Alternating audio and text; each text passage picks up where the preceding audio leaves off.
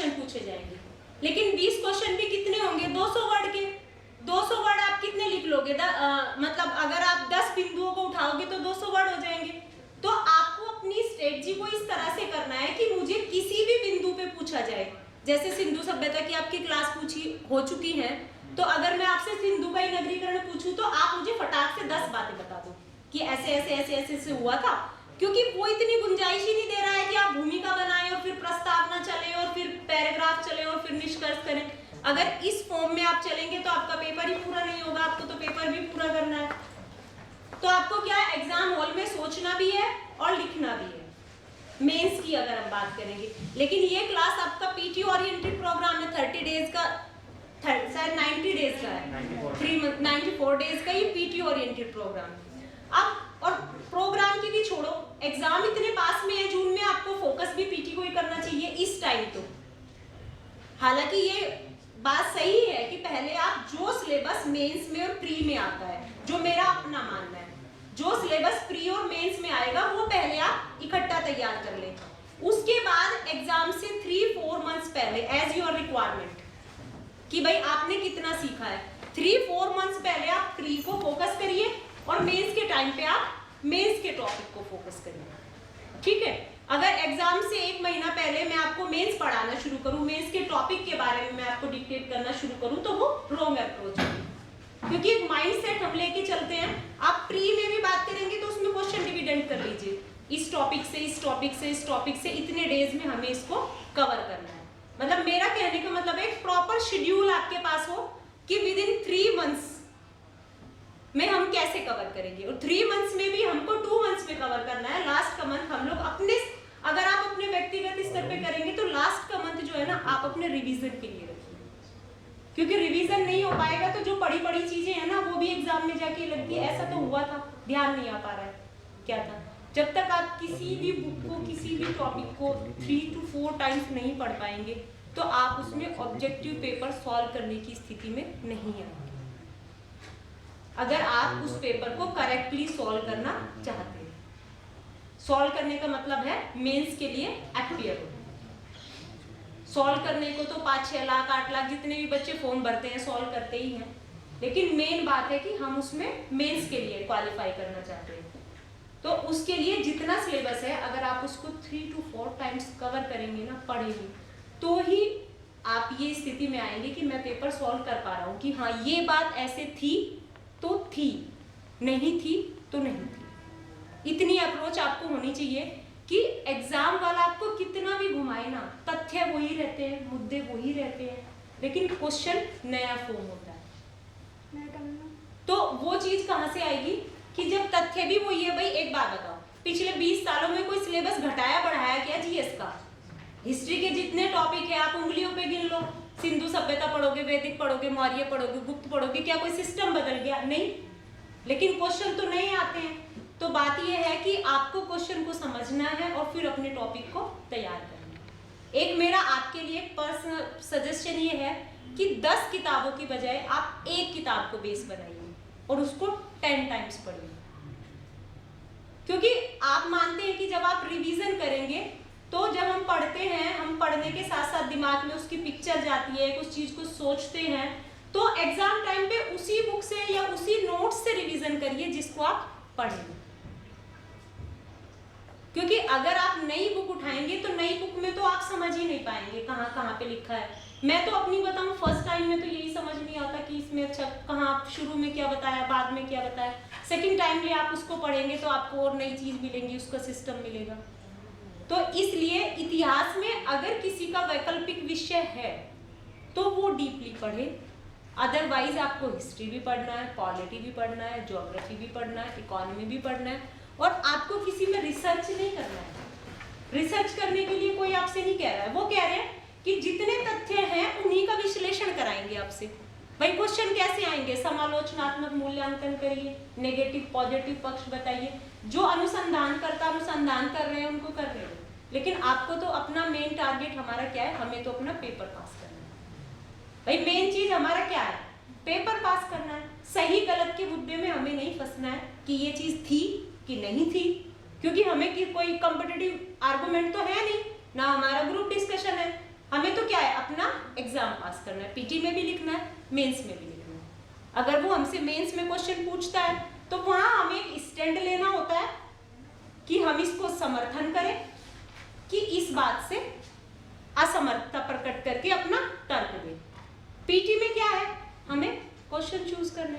अब आप मुझे एक बात बताओ, दो तरह के क्वेश्चन है। पहले ज्यादातर क्वेश्चन कैसे आते थे, 4 में से कोई एक आंसर बताइए, ठीक है, एक ही छांटना होता था 4 में से। लेकिन आजकल क्या है, कथन कारण के क्वेश्चन आते हैं, स्टेटमेंट के आते हैं, निम्न में से कौन कौन सा सही है, कौन सा सही नहीं है। तो मतलब क्या है, आपको फैक्ट तो पढ़ना ही है, फैक्ट के साथ आपको समझ भी होनी चाहिए। अगर मैं आपसे ये कहूं कि ओरिजिनली आप फैक्चुअल बुक पढ़ के पेपर पास करोगे तो भी नहीं होगा, क्योंकि जो स्टेटमेंट टाइप के क्वेश्चन होते हैं वो आपको एक समझ होनी चाहिए। इस चीज को मान के चलना, इसी बात को ध्यान में रख के मैंने आपसे ये कहा था कि प्रॉपरली जब तैयारी करते हैं तो हम पहले जो सिलेबस मेंस में और प्री में आता है उसको कवर करते हैं, जिससे हमारी एक समझ भी बने, और फिर उसके बाद हम फैक्चुअल को रिवाइज कर लेते हैं, ठीक है। तो इसलिए ज्यादा वैरायटी पे और ज्यादा डीप पे आपको नहीं जाना है। आपको क्या करना है, सिर्फ अपने सिलेबस को देखना है, अपने क्वेश्चन पेपर को देखना है।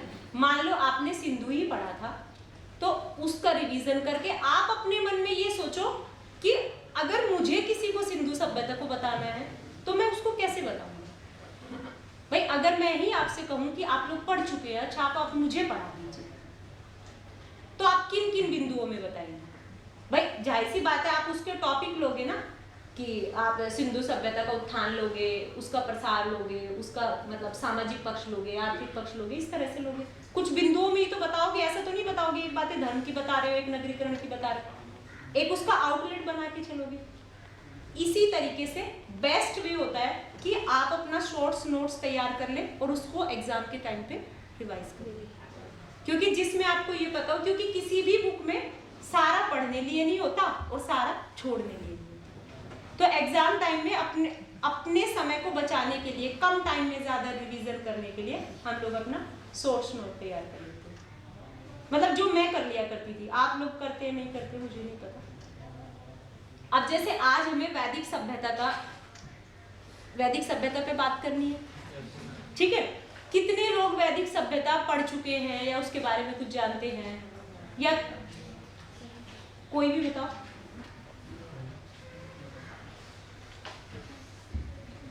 वैदिक सभ्यता जैसे कि हम मानते हैं कि वो सिंधु घाटी सभ्यता के बाद आती है, उसका टाइम पीरियड जो 1500 BC से 1000 वैदिक काल आता है, और फिर उसी का सेकंड पार्ट उत्तर वैदिक काल 600 BC तक होता है। तो ये तो होगा इसका टाइम पीरियड। फिर जब हम इसके बारे में बात करते हैं तो यह है ग्रामीण। आवाज नहीं करेगा, देखो इनको सुनिए आप, कि कम से कम इन्होंने साहस करके बताने की कोशिश की, आप लोग ने वो भी नहीं की। यह एक ग्रामीण संस्कृति थी, जबकि जो हमारी सिंधु घाटी सभ्यता थी वह एक नगरीय संस्कृति थी। तो मैम इसमें एक मेन पक्ष ये भी आता है कि नगरीय से ग्रामीण होने के पीछे जो तर्क होते हैं वो क्या होते हैं। फिर इसके बाद वैदिक काल में जैसे कि हम देखते हैं कि जहाँ सिंधु घाटी सभ्यता में जो उसके जानने के स्रोत थे वो अधिकतर पुरातात्विक स्रोत ही निर्भर होते हैं, लेकिन जब हम वैदिक काल में आते हैं तो कहीं ना कहीं हम साहित्यिक स्रोतों पर अपनी निर्भरता को ज़्यादा व्यक्त करते हैं, और जितने भी इतिहासकारों ने भी चीजें दिखाई हैं वो साहित्यिक स्रोतों से ही उसको प्रमाणित। ठीक है, बैठ जाइए, काफी सही बताया आपने। देखो मेरा जो आपको बताने का पर्पस था वो ये था कि जैसे आपको शेड्यूल दिया जाता है तो उसको आप जो भी आपकी टेक्स्ट बुक या रेफरेंस बुक आप पढ़ते हैं उससे थोड़ा पढ़ लिया करेंगे। उससे क्या होगा कि जो भी टीचर आपको उस पर बताएगा तो आपके मन में थोड़ा सा आउटलेट ये रहेगा कि आज हमें इस मुद्दे पे बात करनी है, ये शब्द हमने सुन लिए थे। अगर आपको कोई बात समझ नहीं आ रही होगी या कंफ्यूजन हो रहा होगा तो उसको आप क्लास में डिस्कस कर लेना, दोबारा जाके उसको रिवाइज करोगे तो वो क्लियर हो जाएगी। देखो मेन चीज क्या है, आप लोग इस चीज को समझ के चलो, कौन पढ़ा रहा है उस चीज से मैटर नहीं करता। मैटर आपका उद्देश्य क्या है, आपको अपना पेपर पास करना है। जितनी चीजें, जितनी नॉलेज, जितना आपका पॉइंट क्लियर होगा, आपके एग्जाम में क्वेश्चन पास करने के चांस उतने ज्यादा। मेन चीज है यहाँ आने में, घर जाने में, सोने में, जगने में आपके दिमाग में अपना एग्जाम होना चाहिए कि हमें फोकस उसी को करना है। कितना टाइम हम उसके लिए दे पा रहे हैं, क्योंकि अभी 2-3 महीने ही बचा है कि कितना टाइम उसके लिए देंगे। तो अगर मैं वैदिक सभ्यता की बात करूं तो सबको पता है कि वैदिक सभ्यता सिंधु के बाद आती है ना, लगभग 500 साल के बाद ही आती है। सिंधु का तो 1750 में पतन मान लेते हैं और वैदिक को जो है 1500 के आसपास शुरू करते हैं। ठीक है, तो कालक्रम हम कितना मान के चलते हैं वैदिक सभ्यता में? 1500 BC से 600 BC, इतना सा मान के चलते हैं। तो ये तो बात हो गई हमारे दिमाग में एक, जब भी हम किसी टॉपिक को पढ़ेंगे तो हम किस समय की बात कर रहे हैं।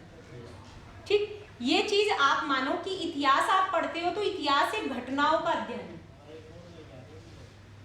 अब उसमें से आपको अपने महत्व की घटनाएं चाहिए, बस आपको पूरा पूरा नहीं पढ़ना है, आपको अपने महत्व की घटनाएं देखनी है और अपना क्वेश्चन देखना है। जब आप प्री में क्वेश्चन देखोगे तो प्री में खूब क्वेश्चन पूछे जाते हैं साहित्यिक स्रोतों से, राजनीतिक संस्थाओं से, क्योंकि भारत में जो समाज की, जो राजनीति की जो शुरुआत मानी जाती है वो वैदिक पीरियड से मानी जाती है। तो उसी से डेवलप होके हम लोग आज यहाँ तक आए हैं।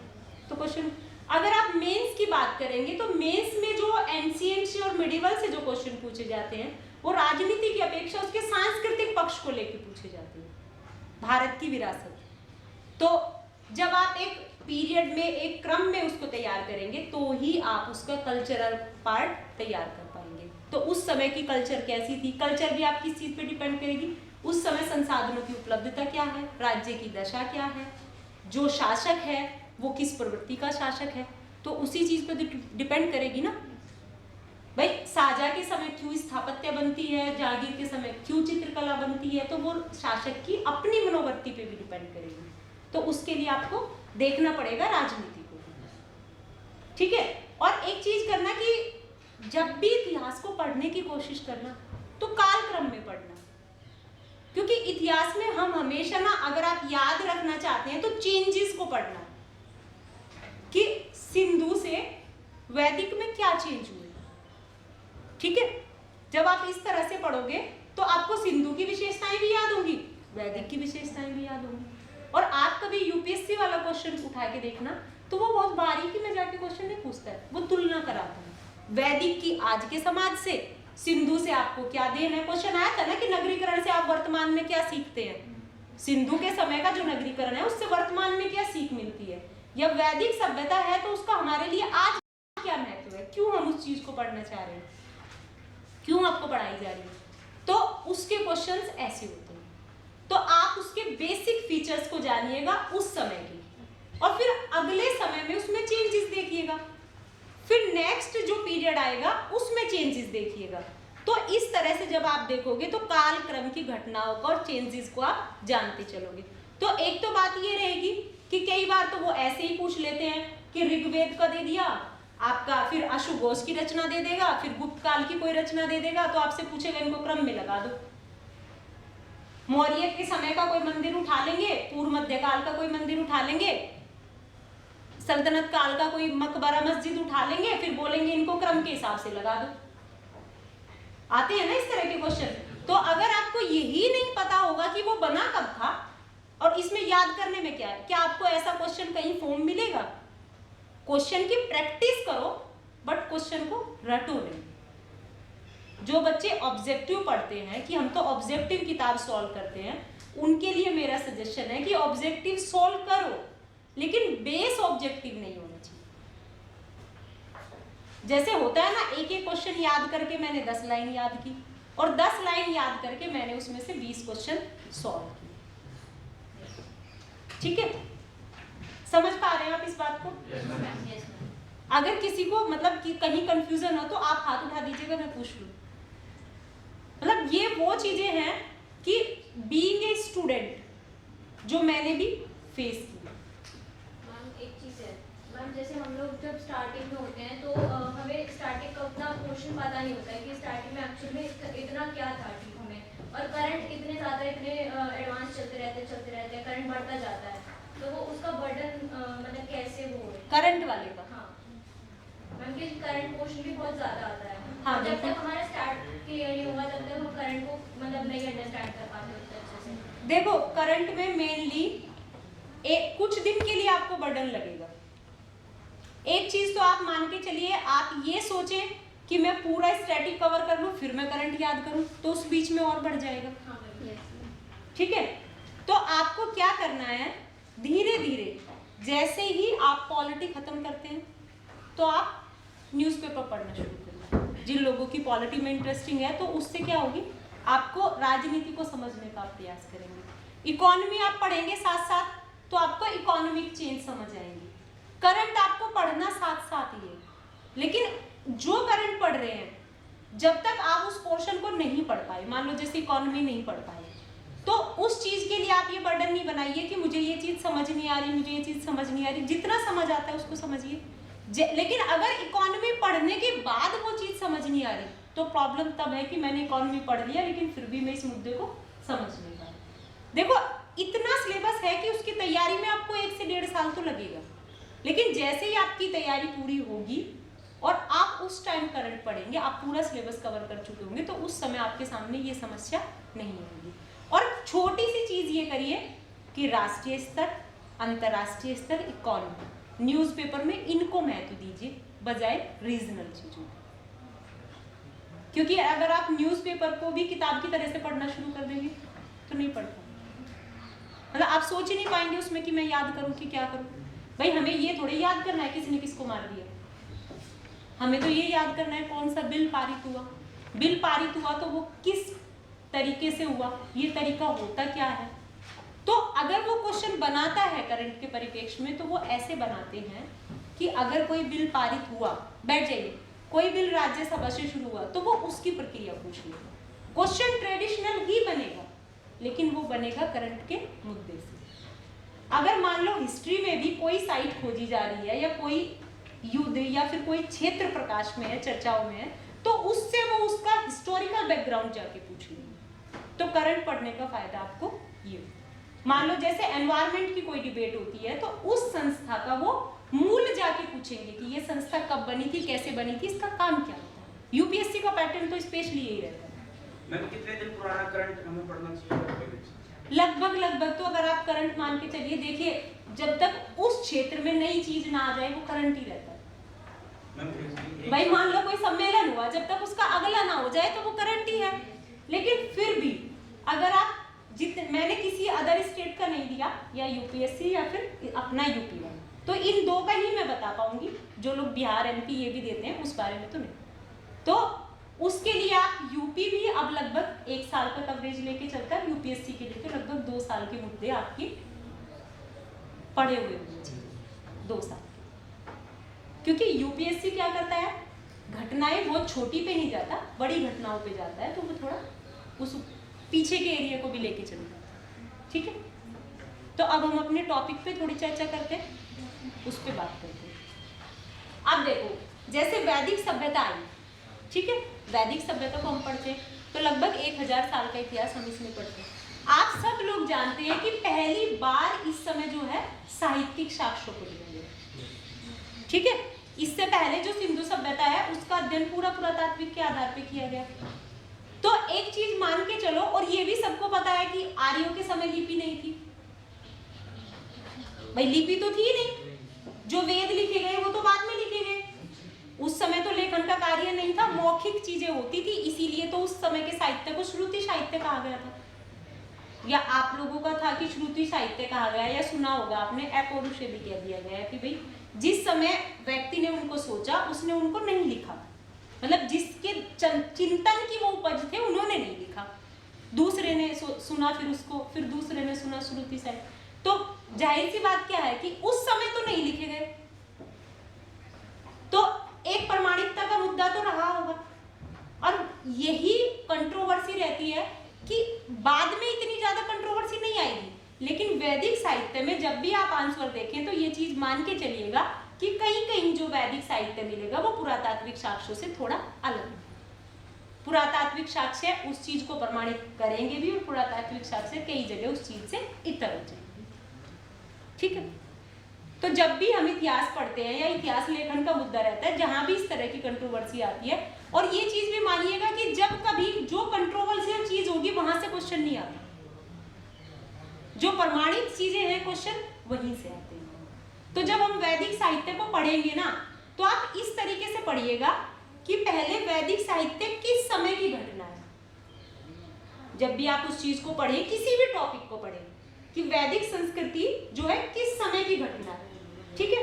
और वैदिक संस्कृति से मतलब हमारा अभिप्राय क्या है, कैसे लोग थे, मूलतः उसकी दो विशेषताएं कि किस आधार पे हम उसको पढ़ेंगे।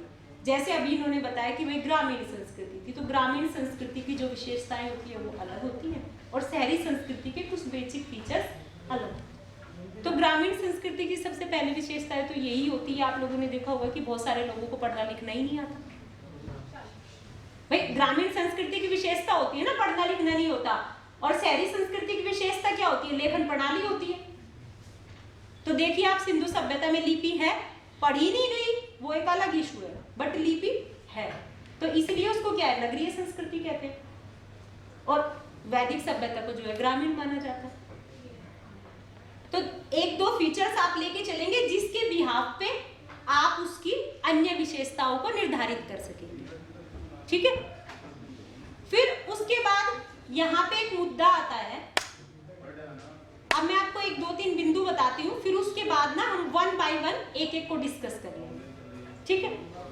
वैदिक संस्कृति में आपने काल निर्धारण कर लिया, वैदिक संस्कृति ग्रामीण संस्कृति थी, इतना भी समझ गए। उसके बाद एक वैदिक संस्कृति में एक मुद्दा बनता है कि भाई सिंधु सभ्यता तो बहुत पहले खत्म हो गई, फिर वैदिक लोग अचानक से आए। यहाँ से मेंस में तो आजकल ऑप्शनल मतलब जीएस वाले में तो आज तक क्वेश्चन नहीं आया, लेकिन हाँ ऑप्शनल वाले में कई बार पूछ लिया कि वैदिक सभ्यता के जो थे आर्यों के आगमन संबंधी जो मत हैं उनकी आप पुष्टि करें। ऑप्शनल में ये एक दो बार पूछ लिया, तो ये वाला कंट्रोवर्सी आ जाती है जिसमें इतिहास लेखन का इशू रहता है। उसके बाद आप पूरे वैदिक काल को देखो तो उसका जो अध्ययन करेंगे हम दो भागों में करेंगे, पूर्व वैदिक में और उत्तर वैदिक में। अब आप देखिए पूर्व वैदिक काल को जब आप पढ़ेंगे ना तो उसमें आपको हमेशा एक ही चीज का वर्णन मिलेगा, ऋग्वेद में उल्लेख मिलता है, ऋग्वेद में उल्लेख मिलता है। तो आधे से भी ज्यादा जो वर्णन है, जो उस समय की जानकारी मिलती है, वो हमें ऋग्वेद के आधार पे ही मिलती है। तो इसलिए इसका क्या नाम रख दिया, ऋग्वैदिक काल। उत्तर वैदिक काल को जो हम पढ़ेंगे तो वो किस पे पढ़ेंगे कि अन्य वेद होंगे, ठीक है, ब्राह्मण ग्रंथ होंगे, अरण्यक होंगे, उपनिषद होंगे, इन सब के आधार पे पढ़ेंगे। श्रोत अलग हो गए। एक चीज और मानिएगा कि जो पुरातात्विक साक्ष्य होते हैं, जिस समय पूर्व वैदिक काल ऋग्वैदिक काल जो होता है उसका जो क्षेत्र होता है वो पंजाब का होता है, पंजाब का, पूर्व अफगानिस्तान का, आपका पूर्वी पंजाब का, मतलब राजस्थान का, ये वाला बिल्कुल नॉर्थ ईस्ट वाला एरिया होता है। तो उस समय जो पोर्ट्रेट मिलते हैं ना इस समय वो आते हैं शायद BRW करके, वो है ब्लैक रेड वेयर, मतलब काले ब्लैक रेड वेयर, BRW करके पोर्ट्रेट इस समय मिलते हैं। और जो PGW पोर्ट्रेट है, पेंटेड ग्रे पोर्ट्रेट, इनको चित्रित दूसर मर्दबाण भी कहते हैं, ये उत्तर वैदिक काल के मिलते हैं। मतलब आपको क्या करना है ना, निश्चित फीचर्स करने हैं। एक बार तो ये पोर्ट्रेट ही मिलाने को दिए थे कि कौन सा पोर्ट्रेट किस समय का है, मर्दबाण। फिर आता है कि NW करके आते हैं, वो मौर्यों के समय के आते हैं। तो इतना बारीकी में क्वेश्चन करने को दिया था। फिर अगर आप पूर्व वैदिक में पढ़ेंगे तो क्या पढ़ेंगे, उस समय की आर्थिक प्रणाली कैसी थी। मैं आपको ये बता रही हूँ कि आपको किसी भी काल को किन बिंदुओं के अधीन पढ़ना चाहिए। उस समय का आर्थिक प्रणाली कैसी थी, उस समय की राजनीतिक व्यवस्था कैसी थी, उस समय का समाज कैसा था, उस समय का धर्म कैसा था, और उस समय का साहित्य क्या था। तो जब आप किसी भी काल को पढ़िएगा ना तो इन बिंदुओं के आधार पर पढ़िएगा, इतनी आसानी से याद हो जाएगा, आपको पता भी नहीं चलेगा। आप आर्थिक प्रणाली में उस समय का पूरा पढ़ लेंगे, राजनीति देखेंगे, समाज देखेंगे, आपका धर्म देखेंगे। इसी तरह आप उत्तर वैदिक काल में देखेंगे। इन्हीं चीजों में आप डिस्क्रिमिनेशन कर लीजिए एक चार्ट के रूप में कि ऋग्वैदिक काल का समय पीरियड ये है, स्रोत ये है, मूल अधिकांशतः साहित्यिक स्रोत है, लेकिन पुरातात्विक भी मिलते हैं। आ जाइए, पुरातात्विक भी मिलते हैं। उसके बाद आप क्या करेंगे, थोड़ा सा मूल निवासी स्थान को लेके मुद्दा है। फिर उसके बाद आप क्या करेंगे, पूर्व वैदिक को ऋग्वैदिक को अलग अलग कर लेंगे। फिर उसके बाद ऋग्वैदिक में आप क्या पढ़ेंगे, उस समय का आर्थिक गतिविधियां कैसी थी, राजनीति कैसी थी, समाज कैसा था, धर्म कैसा था, साहित्य कैसा था। तो आपको इस तरह से चीजों को लेके चलना है। अगर मान लो आज हमने पूर्व वैदिक आर्यों का भौगोलिक क्षेत्र पढ़ा, तो आपको क्या करना है कि साथ के साथ बैठ के नेक्स्ट डे जितने क्वेश्चन प्रीवियस ईयर के हिस्ट्री के होंगे वैदिक काल के, उनको पढ़ लेना। आप देखेंगे कि क्या जितना मैंने पढ़ा उसमें से कोई क्वेश्चन मेरा हुआ, या तो उस क्षेत्र में से क्वेश्चन पूछा नहीं गया होगा। और अगर आपके क्षेत्र में से क्वेश्चन पूछा गया और वो क्षेत्र आपने पढ़ लिया और उसके बाद भी आपका क्वेश्चन नहीं हुआ, तो फिर तो आपको अपनी रेंज बढ़ानी पड़ेगी ना।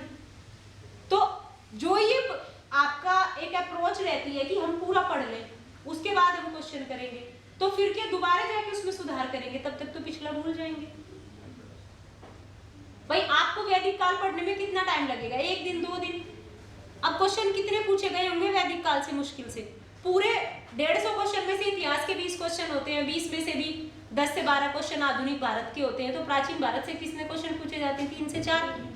अब क्या 3-4 वो हर बार वैदिक से ही पूछे गए होंगे, कभी 2 साल में 1 पूछा गया होगा। तो क्वेश्चन करने में तो आपको 10 मिनट भी नहीं लगेगी, लेकिन आपको क्वेश्चन करने हैं। क्वेश्चन करने से 2 फायदे होते हैं, एक तो आपका रिवीजन होता है, एक क्वेश्चन में जो बिंदु दिया है वो चीज आपकी पुख्ता हो जाती है, क्योंकि मुद्दे स्पेशली वही उठाए जाते हैं, बस उनसे क्वेश्चन नया फॉर्म होता है। ठीक है, अब देखो आप मुझे एक बात बताओ, सिंपल सी बात मैं बताती हूँ। आपने क्या कहा, हम वैदिक संस्कृति पढ़ी, ठीक है, सिंपल शब्दों में याद हो जाएगी कि भाई वैदिक क्यों कहा, क्योंकि वेदों से इसका ज्ञान मिलता है, वेदों की रचना इसी समय हुई, इसलिए इसको वैदिक संस्कृति कह दिया। एक बार एक क्वेश्चन पूछा था, पता नहीं मैं भी पेपर देख रही थी 2-3 साल पहले, उसमें एक क्वेश्चन पूछा कि वेद का अर्थ क्या है। अब बताइए, ऑब्जेक्टिव का क्वेश्चन था कि वेद का अर्थ क्या है, उसमें 2-3 ऑप्शन दे दिए। तो वेद का अर्थ क्या था, ज्ञान। वैदिक संस्कृति में कौन से लोग थे, आर्य। आप लोगों ने जिन्होंने भी 10 ईयर्स देखा होगा, क्वेश्चन पूछा गया था ना, आर्य शब्द से क्या अभिप्राय है, पूछा गया था। कितनी सिंपल सी बात है कि आर्य शब्द से क्या अभिप्राय है, कि उसी में कोई भी किताब पढ़ोगे ना, उसमें पहली लाइन लिखी होगी आर्य संस्कृत भाषा का शब्द है, इसका जो अभिप्राय है वो क्या है, श्रेष्ठ, उत्तम व्यक्ति, हे आर्य। तो बहुत बार क्वेश्चन पूछा गया कि आर्य एक भाषा सूचक शब्द है, आर्य से क्या अभिप्राय है, श्रेष्ठ। तो इस संस्कृति का दूसरा नाम भी क्या रख दिया, आर्य सभ्यता। अगर मैं एक मेंस का क्वेश्चन लिखूं कि वैदिक सभ्यता पे टिप्पणी लिखी, ठीक है, या वैदिक सभ्यता का महत्व बताइए, तो एक बात बताइए, शुरुआत में यहीं से कर दूंगी ना कि सिंधु सभ्यता के बाद भारत में जो सभ्यता प्रकाश में आई वैदिक सभ्यता थी, ठीक है। वैदिक सभ्यता में आर्य लोगों ने इस तरह से शुरुआत की, इस सभ्यता में हम इस काल की बात करते हैं। तो आपको मेंस के लिए और प्री के लिए अलग से पढ़ने की जरूरत नहीं पड़ेगी, आप उसी को पढ़ते चलेंगे और उसी से आप अपना मेंस लिखते चलेंगे। तो जैसे ही आप वैदिक पूरा पढ़ेंगे ना, तो आपको साथ के साथ मेंस के टॉपिक भी पढ़ने हैं कि वैदिक सभ्यता से मेंस में क्या क्वेश्चन पूछा गया। एक बार क्वेश्चन पूछा गया था कि वैदिक सभ्यता और सिंधु सभ्यता में तुलनात्मक अध्ययन कीजिए। एक बार आया था कि वैदिक सभ्यता एक ग्रामीण सभ्यता थी, जबकि सिंधु सभ्यता एक नगरीय सभ्यता थी, अपने विचार प्रकट कीजिए। तो इसमें कुछ उन्होंने अलग पूछा, सिर्फ आपको दोनों की विशेषता ही तो बतानी है कि उसमें ऐसा हुआ था, इसमें ऐसा हुआ था, उसमें ऐसा हुआ था, इसमें ऐसा हुआ था। बहुत सिंपल। और आप मान के चलिएगा कि टाइम कम रहता है ना, तो एक एक टॉपिक को एक एक दिन में पूरा करिए। और एक चीज और है कि एक साथ 2 सब्जेक्ट पढ़िए। ये मैं आपको लर्निंग प्रोसेस बता दूं, जल्दी याद हो। अगर आप दिन में 6 घंटे भी पढ़ते हैं ना, तो 3 घंटे एक सब्जेक्ट पढ़िए, 3 घंटे एक सब्जेक्ट। और कोशिश करिए कि एक सब्जेक्ट आर्ट स्ट्रीम का पढ़िए, एक सब्जेक्ट साइंस स्ट्रीम का पढ़िए, या फिर एक सब्जेक्ट वो पढ़िए जो आपको थोड़ी रुचि है, एक वो पढ़िए जिसमें रुचि नहीं है। क्योंकि देखो सिलेबस तो पूरा करना है, जिसमें रुचि है वो भी और जिसमें नहीं है वो भी। तो जिसमें रुचि है उससे तो आप में आत्मविश्वास रहेगा कि मुझे आता है, कि मैं कुछ सीख रहा हूँ, और उसके साथ साथ में जिसमें रुचि नहीं है उसमें थोड़ा थोड़ा करके भी जब उसको पढ़ोगे तो कुछ तो याद आएगा उसमें भी। सिलेबस बहुत है, जटिल नहीं है लेकिन लेंथी। क्या करते हैं, इतिहास से शुरू करते हैं, पॉलिटी पढ़ते हैं, ज्योग्राफी पढ़ते हैं, इकोनॉमी पढ़ते हैं, साइंस टेक पढ़ते हैं, आपका IR पढ़ते हैं, एथिक्स पढ़ते हैं। जब तक पूरा सिलेबस करते हैं ना तब तक हिस्ट्री भूल जाते हैं। यही होता है ना कि तब तक हिस्ट्री भूल जाती है। तो आपको क्या करना है कि एक नई चीज पढ़ते जाना है। भाई इस चीज का कोई समाधान तो है नहीं, मैं ये तो नहीं कह सकती अगर आप हिस्ट्री को पढ़िए ही मत, क्योंकि क्वेश्चन तो आएगा ही। तो जो नई चीज पढ़ रहे हैं उसके साथ साथ पुरानी चीज को रिवीजन करते हैं, तो उससे आप में आत्मविश्वास आएगा कि मेरा इतना तो हो गया। और सीखने का पैमाना आपका स्वयं का होता है, ठीक है, कि कल से मैंने आज तक सीखा कि नहीं। भले ही आप 5 घंटे बैठे हैं घर वालों को बोल के कि हम पढ़े हैं, लेकिन आपको स्वयं को पता होता है कि मैंने पढ़ा है कि नहीं। एग्जाम में भी आप ही को बैठना है, भले ही आप मुझे बाहर आके कहिए कि मैम बहुत अच्छा हुआ है, बट ओनली यू नो कि अच्छा हुआ है कि नहीं, क्योंकि मैं भी आप ही की तरह स्टूडेंट थी कि अच्छा हुआ कि नहीं हुआ। तो अब देखो, अब बात करते हैं भौगोलिक क्षेत्र की। आर्यों को हमने जान लिया, 2 भागों में बांटा। आर्यों के भौगोलिक क्षेत्र को आप देखो, तो जितना भी आर्यों का आप वर्णन करोगे ना, मैं सीधे सीधे शब्दों में कहानी के रूप में आपको बताती हूँ, आपको देखना कितना इंटरेस्टिंग लगेगा और याद भी हो जाएगा क्लास में। भौगोलिक क्षेत्र में ऋग्वेद में देखा आपने, ऋग्वेद में क्या होता है, अफगानिस्तान की 4 नदियां मिलती है, ठीक है। तो अफगानिस्तान की 4 नदियां मिली हैं तो जरूरी है कि वो भाग अफगानिस्तान, उस समय वो लोग वहां रहे होंगे।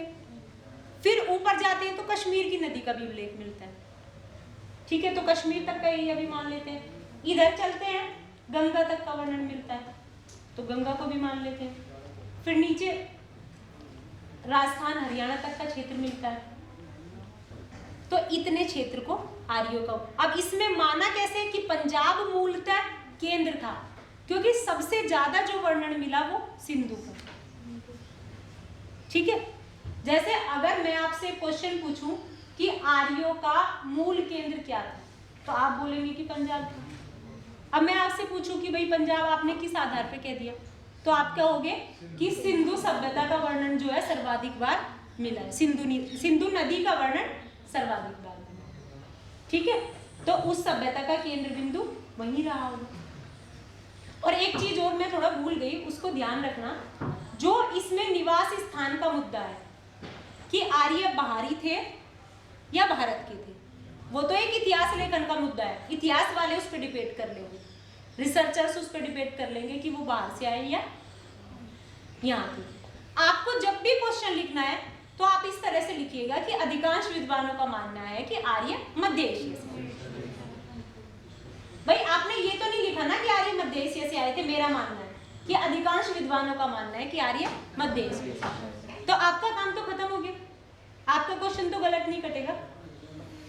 फिर दूसरी चीज, एक आपको उसमें 2 चीजें याद करनी है, कई बार वो प्री में पूछ लेता है उस चीज को, कि जैसे बाल गंगाधर तिलक हैं, दयानंद सरस्वती हैं या हर्बर्ट पेन का है, उन लोगों ने जो रिसर्च की और जिस जिस क्षेत्र को माना, जैसे तिलक ने उत्तरी ध्रुव को मान लिया जलवायु के आधार पर, ठीक है, जर्मनी वालों ने शारीरिक बनावट के आधार पे हर्बर्ट जर्मनी को मान लिया, जैसे आपके ये हैं मध्य एशिया वाले मैक्स मूलर, इन्होंने क्या किया, भाषाई समानता के आधार पे मध्य एशिया को मान लिया।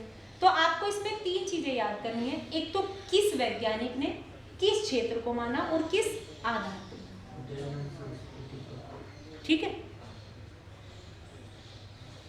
कि किस वैज्ञानिक ने किसको माना और किस आधार पर। आपको ये इतना कंफ्यूजन अपने दिमाग में रखना ही नहीं है कि भाई क्यों मान लिया, जब इसने ये मान लिया तो इसने ये क्यों मान लिया, क्योंकि आपको उस चीज का समाधान थोड़ा ही करना है। आपको तो अगर क्वेश्चन आता है तो उसको ठीक करना है कि भाई इसने इसको माना था, इसने इसको माना था, इसने इसको माना था, हमारा काम खत्म हो गया। अब जिसको इसका समाधान करना होगा वो कर ले। अगर वो पूछता है कि आर्य मूलतः मध्य एशिया के निवासी थे या भारत के थे, इस पे अपने विचार प्रकट करिए। तो इसमें भी आप क्या लिखोगे कि इस समय पहली बार साहित्यिक साक्ष्य प्रकट होते हैं, साहित्यिक साक्ष्य हमें मिलते हैं, तो उनके आधार पे हम अध्ययन करते हैं।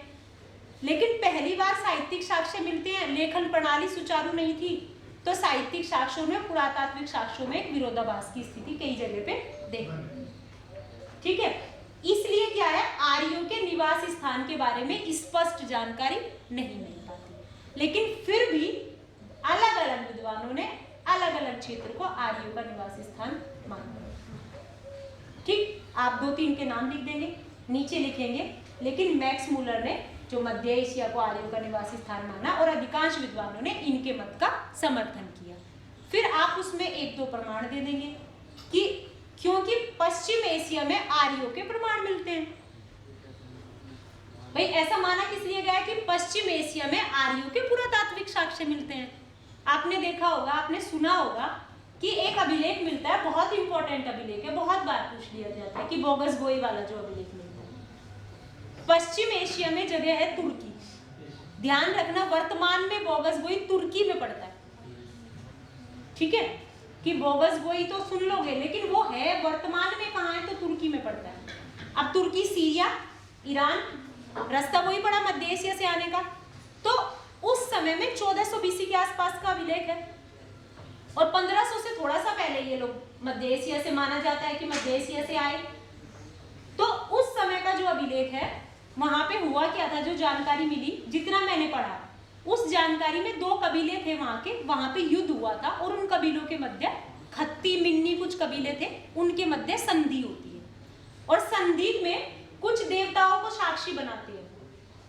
ठीक, अब उन देवताओं में जो नाम लिखा जाता है वो 4 देवता लिखते हैं, नातश्यल भी लिखते हैं, एक 3-4 देवताओं के नाम होते हैं, लेकिन अग्नि नहीं होता उनमें, मैं बताऊं तो वो देवता भारत में भी ऋग्वेद में उनके नाम लिए जाते हैं। तो ये कहते हैं कि जब यही देवता यहाँ प्रचलित है, यही देवता वहां प्रचलित है, तो जरूर इनका संबंध वहां से रहा होगा। ठीक है, एक तो ये साक्ष्य मिल गया। दूसरा क्या है, थोड़े से उसके समय बाद में क्या होता है कि सीरिया वाले क्षेत्र में या पश्चिमोत्तर वाले क्षेत्र, इसमें पाकिस्तान वाला जो स्वात घाटी वाला और गोमल घाटी वाला क्षेत्र है, वहां क्या होते हैं, कुछ हथियार मिलते हैं। हथियार मतलब जैसे कुल्हाड़ी, गंडासा, इस तरह के, लेकिन वो लकड़ी में, वैसे लोहे वाले नहीं, लकड़ी में। अब वो फिर आके भारत में भी मिलते हैं। तो वो क्या मानते हैं कि यहाँ, फिर वो थोड़े दिन बाद वो लोग यहाँ गए, फिर यहाँ गए। दूसरी चीज ये कैसे पुष्ट होती है, इसमें 3-4 साक्ष्य होते हैं कि जीव वैज्ञानिकों ने देखा कि वहां के लोगों का जो आनुवांशिक डीएनए है, वहां के लोगों का जो डीएनए है, 40 से 50% लोगों में जो डीएनए है, और जब भारत में दिल्ली के क्षेत्र में खोज की तो 30% लोगों में डीएनए, कि भाई इन लोगों का रक्त संबंध वहां से रहा। तो पुष्ट हो गया कि भाई मध्य एशिया वाला जो मत है, उसके लिए हमें ये आधार मिल जाते हैं, इसलिए मध्य एशिया से हम लोग मान लेते हैं। हालांकि इस पे शोध जारी है, शोध के आधार पे आगे जो भी दिशा होगी, तो आपका काम पूरा हो गया। फिर आपने भौगोलिक क्षेत्र को देख लिया कि आर्यों का ये आपका भौगोलिक क्षेत्र था। आप लोगों ने देखा होगा कि बहुत बार वो क्वेश्चन पूछता है कि इसमें 2-3 वो हैं कि सिंधु का सर्वाधिक बार वर्णन है, लेकिन उनकी प्रिय नदी सरस्वती है ना, पवित्र नदी जो है वो सरस्वती है। गंगा का 1 बार उल्लेख है, यमुना का 3 बार उल्लेख है। ठीक, अब इस चीज को देखो, सिंधु का सर्वाधिक बार उल्लेख है, इसको आप अपने क्वेश्चन में कैसे यूज करेंगे कि उस सभ्यता का जो संकेंद्रण था ऋग्वेद का, वो सिंधु के आसपास है, सब सिंधु प्रदेश था। ऋग्वेद में जो उनका निवास स्थान बताया वो भी सब सिंधु बताया। दूसरी चीज आप क्या देखेंगे कि यमुना का 3 बार है, गंगा का 1 बार है, तो जाहिर सी बात है यमुना में ज्यादा काम किए हैं, गंगा में कम किए हैं। तो गंगा थोड़ा और की इदारे हो गई, तो गंगा के किनारे तट जो मान लेते हैं वो उनका पश्चिमी सीमा मान लेते हैं। और इधर अफगानिस्तान को जो मानते हैं वो उनकी पूर्वी सीमा मानते हैं, कश्मीर को उनकी उत्तरी सीमा मानते हैं। ठीक है, अब इसमें आप आगे चलेंगे, ये उनका भौगोलिक क्षेत्र हो गया। ये नदियों के आधार पे जो है उन्होंने उसकी भौगोलिक सीमा निर्धारित की। ठीक, एक आपने ये देखा होगा, उस चीज को आप याद रखिएगा कि ऋग्वेद में सप्त सैंधव प्रदेश का जो वर्णन है वो मूल स्थान के रूप में, मूल निवासी। तो सप्त सैंधव का मतलब था सिंधु थी और उसकी सहायक नदी, उनके वो वर्तमान और प्राचीन नाम मिलाने को दे देते हैं।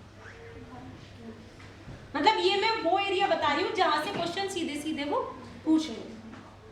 ठीक है, आप जाके रिवाइज करोगे तो आपको ऐसे ऐसे ही मिल जाएंगे, क्वेश्चन भी देखोगे तो मिल जाएंगे। अब एक चीज देखो, ऋग्वेद का जो समाज था, आप ही ने बताया कि ग्रामीण अर्थव्यवस्था थी।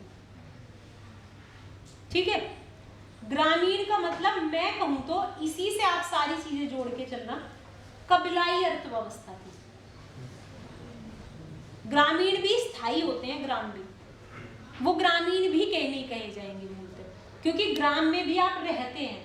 लेकिन कबीले क्या होते हैं, जैसे आप देखते हो ना, कबीले जो अस्थायी रहते हैं, कुछ दिन यहाँ रहते हैं, कुछ दिन आगे रहते हैं। देखे होंगे आपने कबीले भाई जो घूमते रहते हैं, तो इस तरह से कबीलाई अर्थव्यवस्था थी।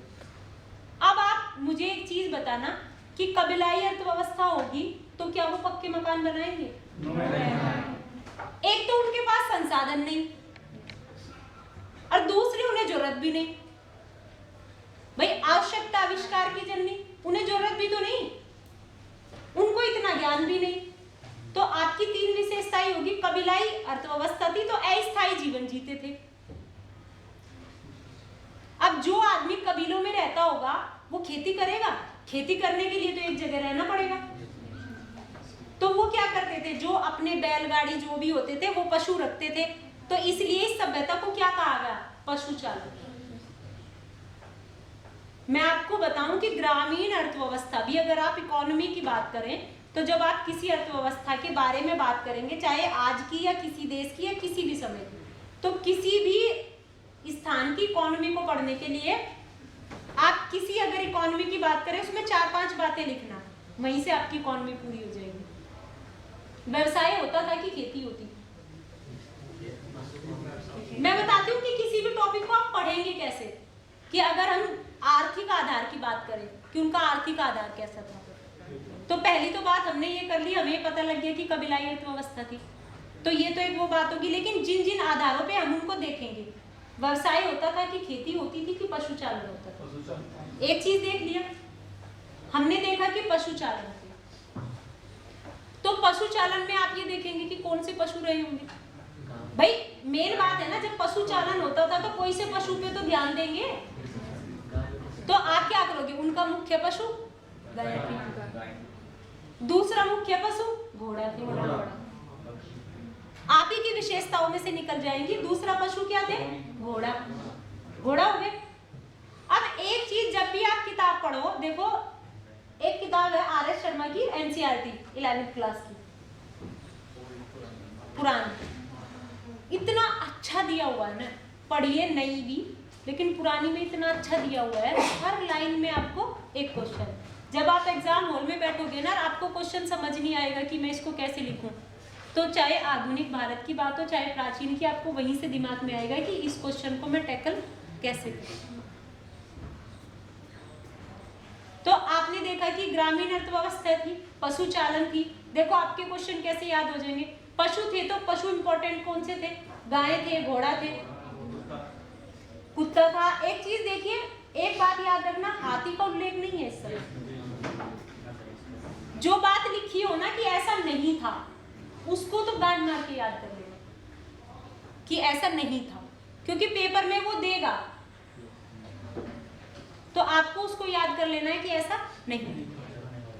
आपको गाय हो गई, गाय तो इतना इंपॉर्टेंट थी कि वो सारा लेन देन, दान दक्षिणा, ब्याह व्यापार सब में गाय का यूज कर रहे हैं। सबसे इंपॉर्टेंट धन अगर उनके लिए कोई था तो वो गाय। ठीक है, अब एक चीज देखो, गाय कर रहे हैं, लेन देन कर रहे हैं, अब ऋग्वेद में अगर हम देखें, जितना हमने ये देखा ना क्षेत्र उत्तर पश्चिम वाला, अफगानिस्तान, आपका कश्मीर, इधर आपका गंगा, नीचे हरियाणा, राजस्थान, बीच में कहीं समुद्र आया नहीं आता ना, लैंड एरिया नहीं है, वो सी एरिया कहीं नहीं है। तो जब वो हमारी जानकारी में ही नहीं है कि ऐसा कहीं होता होगा, तो हम उसके बारे में सोच भी नहीं पाएंगे। उस समय नहीं, आज भी नहीं सोच पाएंगे। अगर कोई चीज़ हमने देखी ही नहीं तो उसके बारे में, अब वो जल मार्ग से उनका बहुत ज़्यादा संपर्क नहीं, एक दो बार उल्लेख मिला तो वो सिर्फ इतना मिला कि आप ये मान के चलो कि जो सिंधु सरस्वती अरब सागर में गिरती, मतलब समुद्र में गिरती थी, सिर्फ जल राशि। तो उनका कोई ये जो माना जाता है, एक लाइन लिखी है उसमें कि नियमित व्यापार नहीं था। आपको ये मिलेगा कि गाय का, क्वेश्चन ऐसे बनेगा कि गाय का प्रयोग लेन देन के रूप में किया जाता था, ठीक है, व्यापार प्रणाली थी, गाय का लेन देन, गाय का प्रयोग किया जाता था, लेकिन स्पष्ट लिखा है कि उनके कोई वैदेशिक व्यापारिक संबंध नहीं थे। गाय का प्रयोग जरूर किया जाता था, लेकिन वैदेशिक व्यापारिक संबंध नहीं, क्षेत्रीय स्तर पे सामान का लेन देन वो लोग करते। ये आपका इकोनॉमी हो गया। अब आप ये देखो, पशुचारण था, खेती का मात्र छोटा मोटा उल्लेख है, 24 कितने श्लोकों में मात्र खेती की जानकारी है। तो आप क्या लिखेंगे कि पशुचारक सभ्यता थी, उसके बावजूद भी खेती की जाती है। 24 श्लोकों में जो है, ऋग्वेद के जितने भी 10,024 श्लोक थे, उनमें से केवल 24 में कृषि का उल्लेख है। एक छोटे छोटे से टर्म्स हैं उसमें, हल को क्या कहते थे, जौ को क्या कहते थे, इसको क्या कहते थे, तो उनको आप याद करेंगे, कई बार वो मिलाने को दे देता है। जैसे अगर मैं आपसे पूछूं कि आर्यों की मुख्य फसल क्या थी, तो आप लोग क्या बताओगे? जौ। लेकिन उत्तर वैदिक काल में गेहूं और चावल आ गया था, ये चीज ध्यान करके चलिएगा। देखो मैंने चेंज बताया आपको, पूर्व वैदिक काल में जौ थी, लेकिन उत्तर वैदिक काल में गेहूं और चावल थे। आपको भी भेद अंतर पता लग गया। और आपने देखा होगा कि गेहूं तो आज तक मुख्य फसल बनी हुई है इस क्षेत्र की। भाई उत्तर भारत में मुख्य फसल क्या मानी जाती है? आज भी गेहूं मानी जाती है। लेकिन पूर्व वैदिक काल में ऋग्वेद में कहीं चावल का उल्लेख नहीं है। इस चीज का आप ध्यान रखना, ठीक है।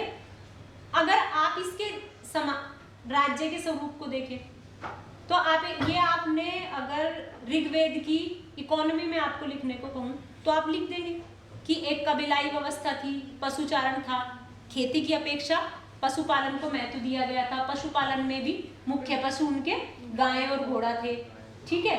व्यापारिक स्तर पे मतलब जो वो लेन देन के लिए या वस्तुओं का प्रयोग करते थे, जिसमें गाय का प्रमुखता से प्रयोग करते थे। तो आपकी 10 बातें इकोनॉमी की हो गई।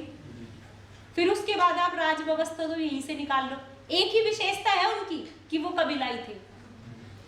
तो कबीलाई थे तो कोई प्रॉपर शासन प्रणाली तो थी नहीं।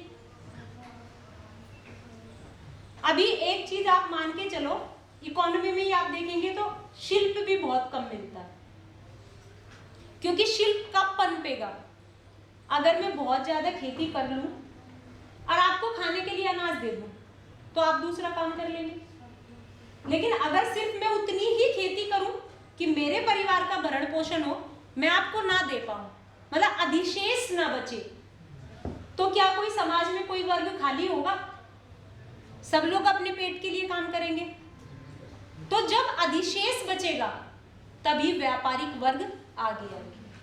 आप देखना उत्तर वैदिक काल में खेती थोड़ी होने लगती है तो व्यापारी वर्ग, वैश्य वर्ग आने लगता है, जो कि कर राजस्व होता है, ये होता है। लेकिन इस समय शिल्प भी बहुत कम होता है। सब लोग अपने निर्वाह के लिए खेती करते हैं, मतलब जीवन निर्वाह प्रणाली थी, सब लोग अपना अपना काम कर रहे थे। राजतंत्र को देख लो, एक सिंपल सी विशेषता बताती हूँ, कबीलाई व्यवस्था थी, ठीक है, कबीलाई व्यवस्था थी। तो ना तो प्रॉपर कोई राजा था, ना कोई मंत्री परिषद थी, ना कोई स्थायी शासन प्रशासन था। और मैम उस टाइम भी नेपोटिज्म था। हाँ, मैम तो जमीन कहाँ से आती थी उनके पास? जमीन उनकी होती थी? जमीन होती नहीं थी उनके पास,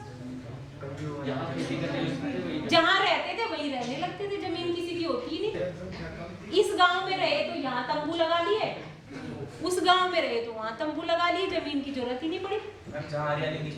हाँ, किसी के प्लॉट होते ही नहीं थे कि ये इसका प्लॉट है, ये इसका प्लॉट है कि जमीन। देखो लड़ाई झगड़ा कब होगा? जब अधिशेष होगा। आप इस चीज को मान के चलो, लड़ाई झगड़ा कब होगा? जब अधिशेष होगा। समाज में असमानता कब होगी? जब अधिशेष होगा, किसी के पास ज्यादा किसी के पास कम।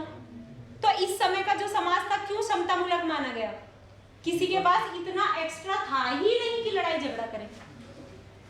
सब समान रूप से, सब समान रूप, खाना पीना जीवन निर्वाह काम कर रहे थे सब। अब क्या था? कबीलाई व्यवस्था थी। अब कबीलाई व्यवस्था में क्या होते थे? कुल होते थे, कबीले, एक ये कबीला, एक ये कबीला, एक ये कबीला, इस तरह से फैमिली होती है। तो इसीलिए इस समय की जो सबसे छोटी इकाई मानी गई वो कुल मानी। ठीक है, जन तो बन गए।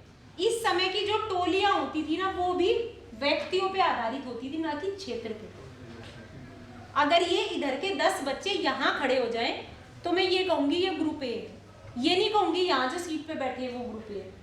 अगर यहाँ बच्चे दूसरे आ गए तो वो ग्रुप ए हो जाएगा, लेकिन जहां भी ये बच्चे बैठेंगे वही ग्रुप ए होगा। तो मतलब क्या था? उस समय के जो राज्य थे वो जन आधारित थे। जन मतलब व्यक्ति आधारित, क्षेत्र आधारित नहीं थे। वो स्थायी जीवन नहीं जी रहे थे, जहां जाते थे वही राज्य बना लेते थे। ये वो कबीला है। अब वो कबीला जहां भी जाएगा वो वही कबीला रहेगा। जीवन तो उनको घुमंतु है। अब राजा को उन्होंने क्या कहा? जनस्य गोपा। एक शब्द आपको मिलता होगा, जनस्य गोपा। जनस्य गोपा का मतलब होता है कि जो जनों की रक्षा करे। तो राजा के इस समय 2 ही कर्तव्य थे। एक तो युद्ध का नेतृत्व करना, अगर आपके ऊपर कोई आक्रमण होता है तो वो आपका हेड, और आपकी सुरक्षा करना, बस। एक चीज मैं आपको बताऊं, इस बिंदु को याद रखना कि इस समय जीवन निर्वाह व्यवस्था थी, कोई कर प्रणाली नहीं थी। एक क्वेश्चन बनेगा, क्वेश्चन कैसे बनते हैं कि इस समय एक बलि नामक कर की चर्चा मिलती है। आपने भी पढ़ा होगा कि बलि नामक कर मिलता है, ठीक, लेकिन बलि कोई कर नहीं था। वो कह देंगे कि नियमित कर प्रणाली थी, बलि नामक कर मिलता है, अर्थात इस समय की नियमित प्रणाली थी। तो आप कथन से सहमत हैं कि नहीं? तो आप कहेंगे बलि तो लिया जाता था। लेकिन कोई सी भी एक किताब को उठा के पढ़ लेना, किसी को भी, सब जगह लिखा होगा कि बलि लिया जाता था, लेकिन जनता स्वेच्छा से, कोई मूली उपजा रहा है तो मूली दे दिया, कोई गाजर उपजा रहा है तो गाजर दे दिया। तो मतलब क्या था? जो भी वो लोग अपना बनाते थे, करते थे, स्वेच्छा से उपहार राजा को देते थे। बलि कोई कर नहीं। ना ही इस समय बलि का वर्णन तो है, लेकिन उपहार के रूप में। लेकिन यही से आप अंतर देखो, उत्तर वैदिक काल में जब ये स्थायी जीवन जीने लगेंगे ना, तो राजा भी स्थायी रहेगा, फिर खेती भी करेंगे, खेती करेंगे, सबके पास राजस्व भी आएगा, राजस्व आएगा तो सबसे राजस्व लिया भी जाएगा। तो उसी समय ये बलि जो रहेगा वो एक कर रहेगा, राजा इसको अपना अधिकार मान लेगा। तो आपको चेंजेस को पढ़ना है, 2 पीरियड को साथ लेके पढ़ना है। इससे इस पीरियड में क्या चेंज आ गया? जो कबीलाई समाज था, अस्थायी था, वो स्थायी हो गया। पशुचारण था, खेती हो गई। प्रमुख व्यवसाय पशुचारण है, लेकिन यहाँ खेती। बलि वहां अपनी मर्जी से दे रहे हैं, यहाँ कह रहा है हक सबको देना, जबरदस्ती देना ही पड़ेगा। अधिकारी बना दिए कि तुम्हें वसूल के लाना है, तुम्हें गिनती करके रखनी है, नियमित बन गया। रहने लगे, सेना तो बनाने लगे, लेकिन सेना इस समय तक नियमित नहीं होती थी, सेना नहीं हो पाती नियमित। तो आप ये देखो, आपने इकॉनमी देख ली, भाई वो लोग पशुचालक हैं, ये खेती कर रहे हैं, वो व्यापार नहीं कर रहे हैं, ये व्यापार भी करने लगे। सिक्के नहीं है, लेकिन फिर भी नियमित व्यापार करने लगे, लेन देन सही तरीके से करने लगे। आप ये देखो, उधर बलि मर्जी से दे रहे हैं, इधर उससे दे रहे हैं। राजतंत्र में आप देखोगे इस समय का जो समझी जाती है ना प्रणाली, आप ये मान के चलो कि अंशतः राजतंत्र, अंशतः गणतंत्र। दोनों की विशेषताएं मिलेंगी आपको। ऋग्वेदिक काल में अंशतः राजतंत्र और अंशतः गणतंत्र। अब आप ये देखो, एक राजा हेड, बोलो। गणतंत्र का शासन कैसे होता है? बताती हूँ। एक राजा हेड है, राजा का पद अनुवांशिक है। ऐसा वर्णन मिलता है कि राजा का पद अनुवांशिक होता था और राजा था सबके ऊपर शासन करता था। तो कहते हैं कि यहाँ से राजा बनना शुरू हुआ और उत्तर वैदिक काल में वो जो राजा था उसने अपने बेटों को ही अपना उत्तराधिकारी बनाना शुरू किया। और राजत्व की दैवीय धारणा, जो संस्थाएं होती थी वो होती थी, सबको उसने दबाना शुरू कर दिया। तो कहते हैं कि राजा के पद का जो अस्तित्व बना वो यहीं से बना। तो इसलिए कहते हैं कि राजा जो है सबको डोमिनेट करता था। तो राजतंत्र यहाँ से शुरू होता है। अब गणतंत्र कैसे था? ये कहते हैं कि राजा अनुवांशिक तो होता था, लेकिन फिर भी अनुवंश में भी उसी वंश में चुनाव होता था। उस वंश में भी चुनाव होता था। मतलब 2-3 संस्थाओं के नाम आप देखोगे, यहाँ सभा है, समिति है, विदत है। तो समिति का जो काम होता था वो चुनाव कराना। तो गणतंत्र आप किसको कहेंगे? जहां प्रतिनिधित्वात्मक सरकार हो। भाई राजा चुना जाता हो उसी को तो गणतंत्र कहेंगे। अब वो भी चुन रहे हैं। तो आज के जैसी गणतंत्र प्रणाली नहीं मिलेगी आपको, लेकिन गणतंत्र तो है। जब किसी उसमें सभा में निर्णय लिया जा रहा है तब भी मध्यस्थता होती थी। जो सभा समिति का काम है वो राजा को सलाह ही देना होता था। मंत्री परिषद जैसी मंत्री परिषद भी है कि भाई जैसी मंत्री परिषद है, आज राज्यसभा लोकसभा है, उस समय सभा समिति थी, विदत भी थी। तो सभा समिति का शासन में बराबर का इंटरफेयर था। वो लोग राजा को सलाह देते थे। विदत क्या होता है? क्या विदत क्या होता है? विदत भी एक काउंसिल थी। जैसे सभा थी ऐसे समिति थी, ऐसे विदत थी, ऐसे गण थी। और मैं आपकी इंफॉर्मेशन के लिए बताऊं कि सबसे पुरानी विदत थी, जो सबसे पुरानी संस्था थी उसका नाम ही विदत थी। उत्तर वैदिक काल में आके खत्म हो जाती है, कोई चर्चा नहीं मिलती। ऋग्वैदिक काल में मिलती है, इस समय नहीं मिलती। तो मैम उस टाइम भी भ्रष्टाचार होगा। मैम एक सेना अभी बताती हूँ देखो कैसे भ्रष्टाचार होता है। आगे चलो थोड़ा सा। सभा समिति थी। आगे जाके जब राजा शक्तिशाली बनेगा उत्तर वैदिक काल में, तो सभा समिति का उतना इंटरफेयर नहीं रहेगा। मतलब रहेंगी, अथर्ववेद में वर्णन मिलेगा। बहुत बार एक क्वेश्चन पूछा जाता है कि सभा समिति को प्रजापति की 2 पुत्रियां कहा गया। प्रजापति मतलब राजा, राजा की 2 पुत्रियां कहा गया। किसमें? अथर्ववेद। और अथर्ववेद कब का है? सबसे बाद। तो जब उसमें वर्णन मिलता है तो उस समय तक वो संस्थाएं थी, लेकिन उनका उतना महत्व नहीं है। ठीक है।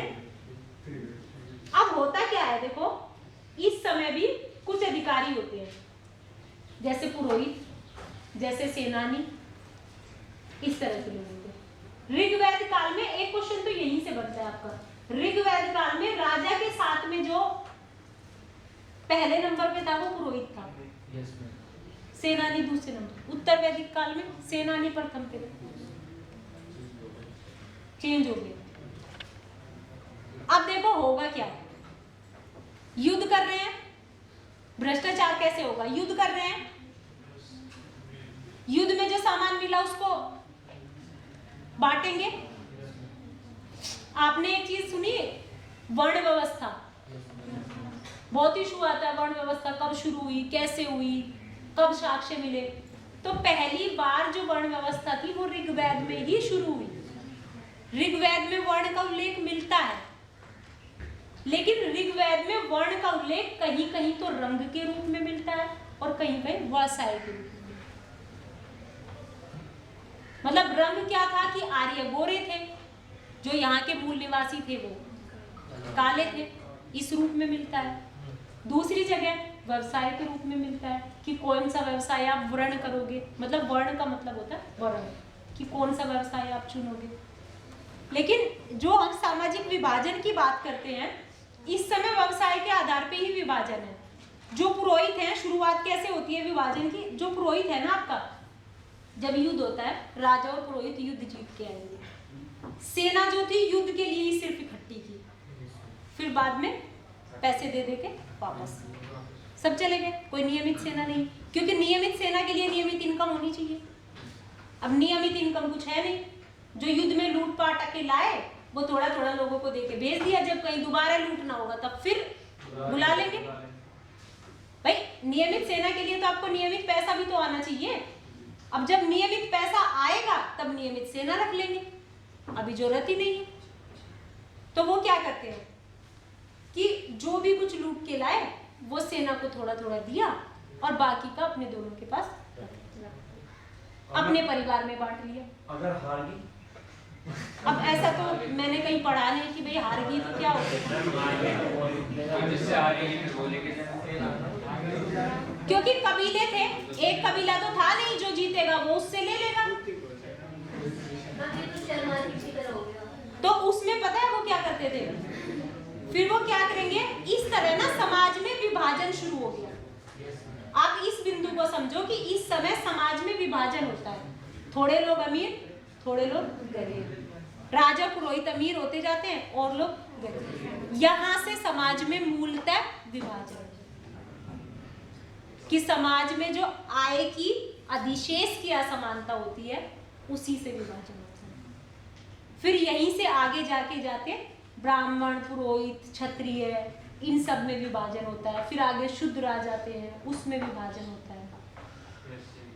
ठीक है, तो दो चीज आप मान के चलो, राजतंत्र में कबीलाई व्यवस्था थी, अंशतः राजतंत्र था, अंशतः गणतंत्र। राजा का पद अनुवांशिक होता था। 5-5 विशेषताएं आपको सबकी याद करनी है, एक एक बिंदु की। उसी में आप जब उत्तर वैदिक पढ़ेंगे तो आप उसमें डिफरेंस देख लीजिए बस क्या हुआ। यहाँ सभा समिति का महत्व था, वहां कम हो गया। आप ये चीज समझने की कोशिश करो कि आप उस बिंदु को पढ़ोगे तो एक तरफ से पढ़ते मत चले जाओ, उसका पहले वाले से और अगले वाले से चेंज देखो, तब आप उसको याद रख पाओगे। कि जब आप उसका चेंज देखोगे ना पहले से अगले से, तो आप उसको याद रख पाओगे। अब देखो आपने समाज देखा, अब आप मुझे ये बताओ कि समाज, अब जब आप किसी उसका देखेंगे, जैसे मैंने इकोनॉमी का बताया था, इकोनॉमी कहीं की देखेंगे आप, अगर किसी क्षेत्र की इकोनॉमी की आपको वर्णन करना होगा तो आप क्या करेंगे, वहां का मूलतः आर्थिक आधार क्या है, कृषि है, व्यवसाय है या क्या है, उसको देखेंगे। उद्योग धंधे कैसे हैं उसको देखेंगे, शिल्प व्यवसाय कैसा है उसको देखेंगे, व्यापार प्रणाली कैसी है उसको देखेंगे। यही सब चीज देखेंगे ना तो वहां की इकोनॉमी पूरी हो जाएगी। वो लोग व्यापार करते थे तो लेन देन कैसे करते थे, कहाँ से लेते थे, किनको देते थे, क्या लेते देते थे। मतलब ये चीज वो है कि जब आप क्वेश्चन लिखोगे तो उस क्वेश्चन में आपको लिखना क्या है। अगर आपसे आर्थिक पक्ष पूछा जा रहा है तो आप सामाजिक मत लिखिए, आप ये मत लिखिए अगर आर्थिक पूछा जा रहा है कि मतलब संयुक्त परिवार होते थे, वो उसका सामाजिक पक्ष है, वो आपसे इकोनॉमिक पक्ष पूछ रहा है।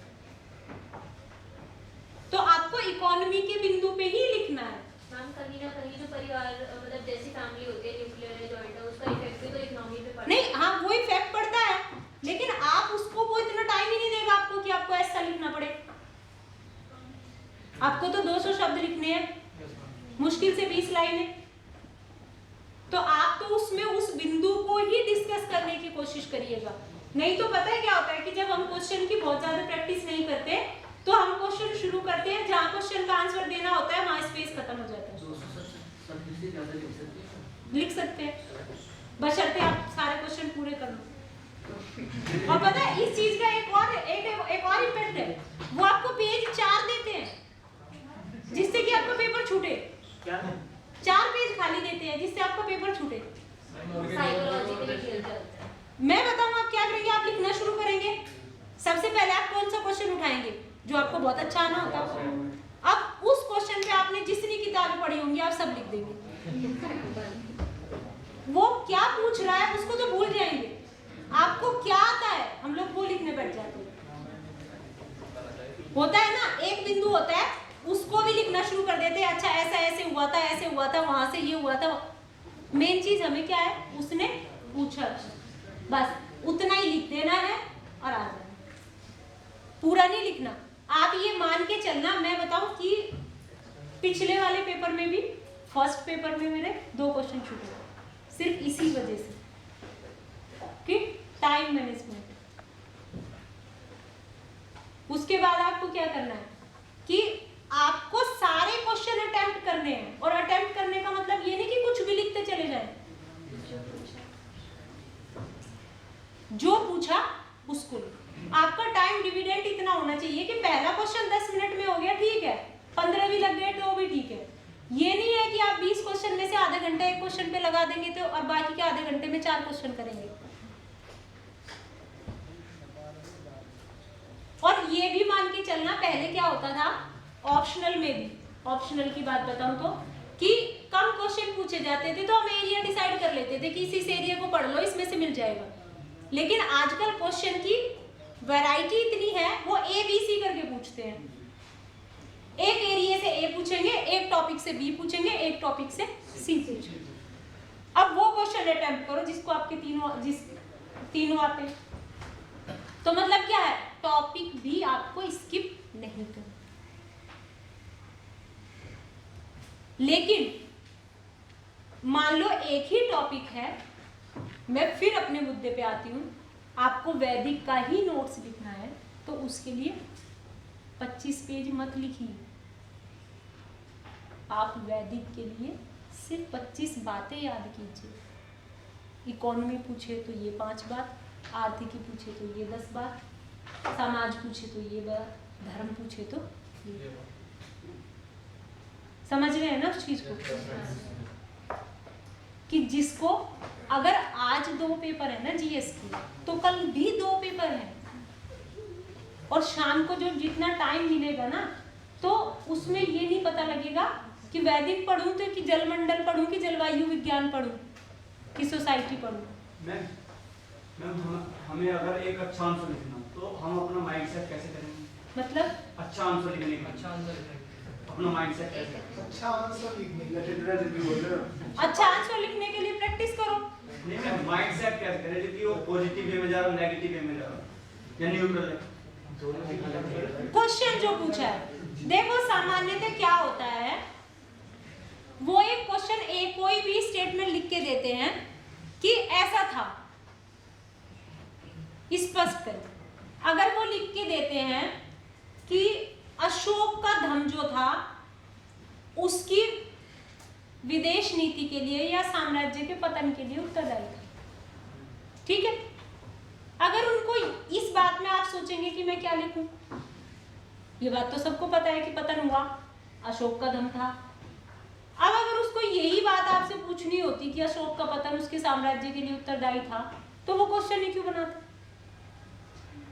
आप सोच के चलो,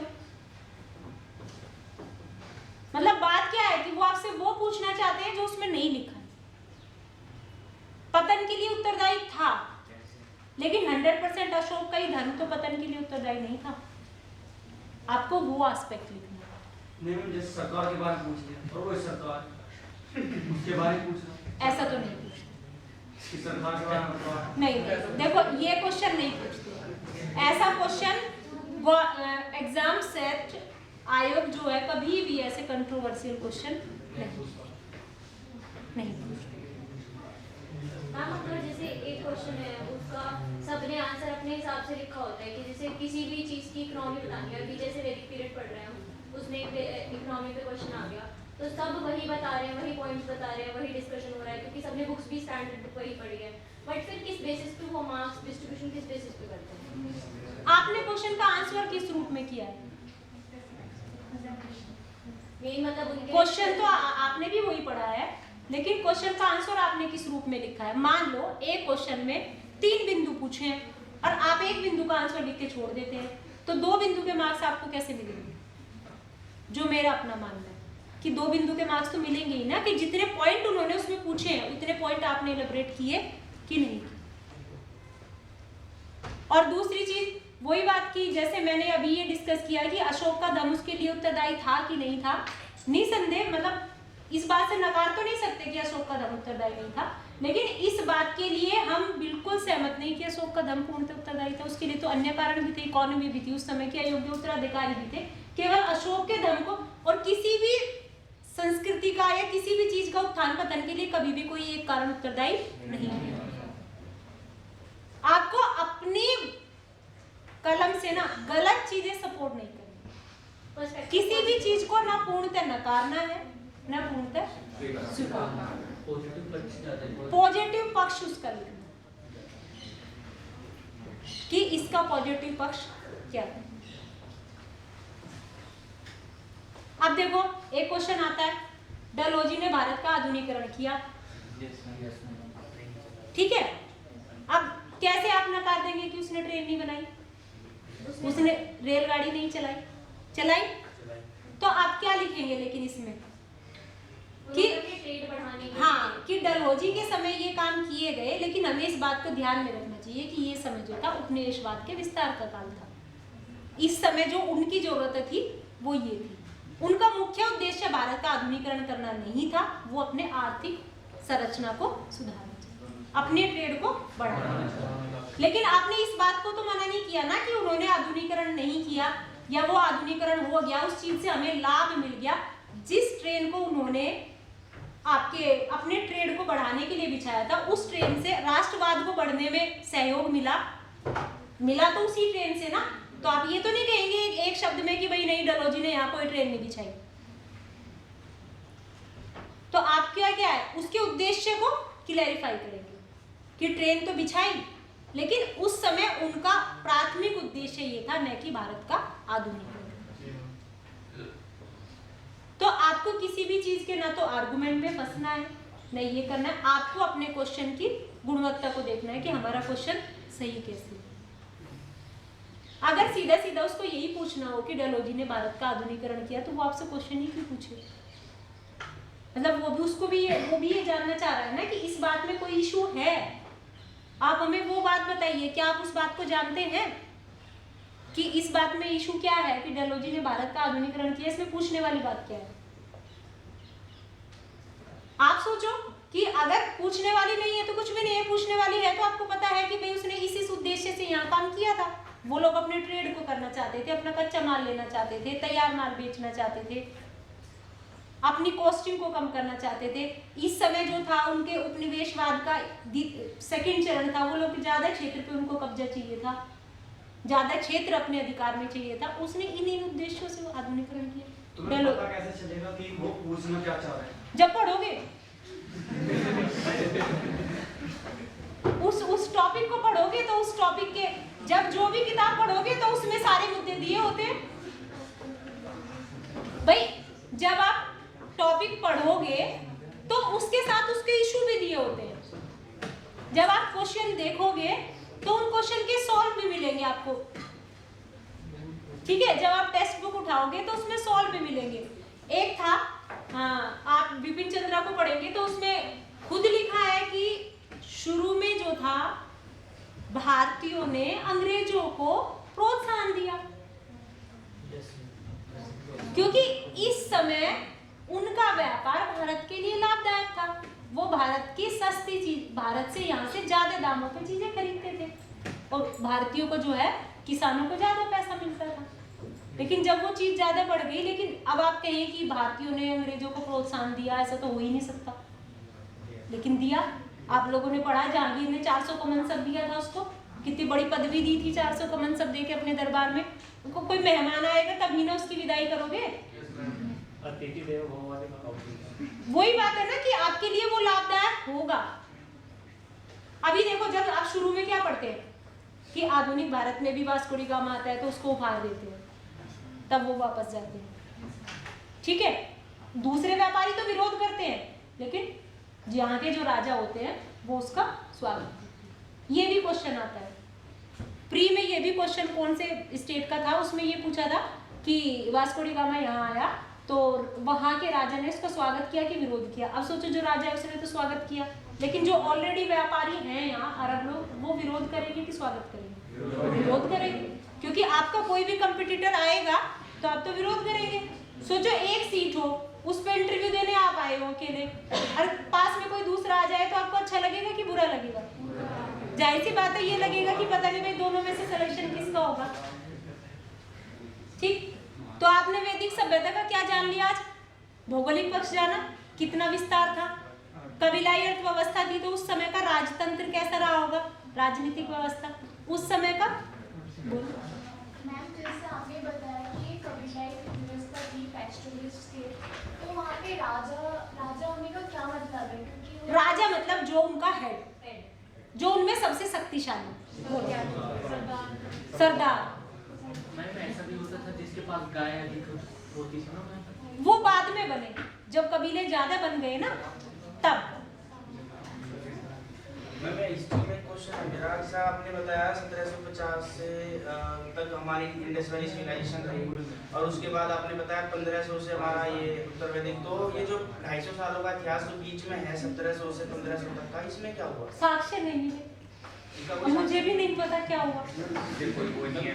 बैठ जाओ, साक्ष्य नहीं मिल पाए उसके, है ना?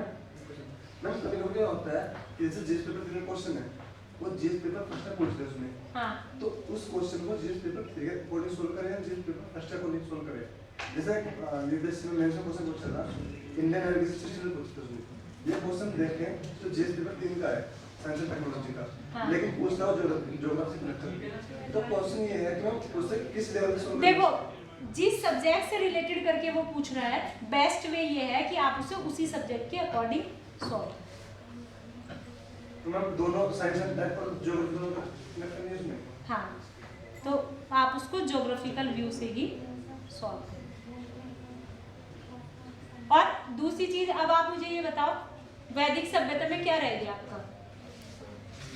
समाज आप देखो, वैदिक सभ्यता का नहीं, किसी भी समाज को आप देखोगे तो कैसे पढ़ोगे भाई? किसी भी सभ्यता का अगर मैं आपसे यही कहूँ कि वैदिक का समाज बताइए, तो किसी भी सभ्यता का समाज देखोगे आप कैसे पढ़ोगे?